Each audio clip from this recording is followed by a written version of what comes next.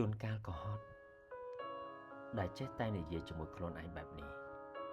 ប៉ុន្តែពិតជាគ្មានជម្រើសនោះទេតើមានអ្នកណាដែលយល់ពីអារម្មណ៍មួយនេះជាងយើងខ្លួនឯងទោះជាថ្ងៃស្អែកនៅតែដដែលទោះជាស្អែកមិនកើតឡើងតាមអារម្មណ៍ដែលយើងចង់បានប៉ុន្តែស្អែកអាចនឹងបង្រៀនយើងនៅអ្វីមួយដែលធ្វើឲ្យយើងកាន់តែរឹងមាំស្អែកអាចនឹងបណ្ដាលឲ្យយើងជួបអ្នកណាម្នាក់ដែលចូលមករួមដំណើរជីវិតយ៉ាងយូរជាមួយគ្នាហើយស្អែកប្រហែលជាថ្ងៃចាប់ផ្ដើមគម្រោងជីវិតណាមួយ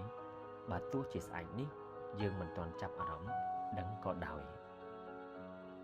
កុំបារម្ភចំពោះថ្ងៃស្អែកហើយកុំយកអារម្មណ៍ថ្ងៃនេះកាត់ក្តីឲ្យថ្ងៃស្អែក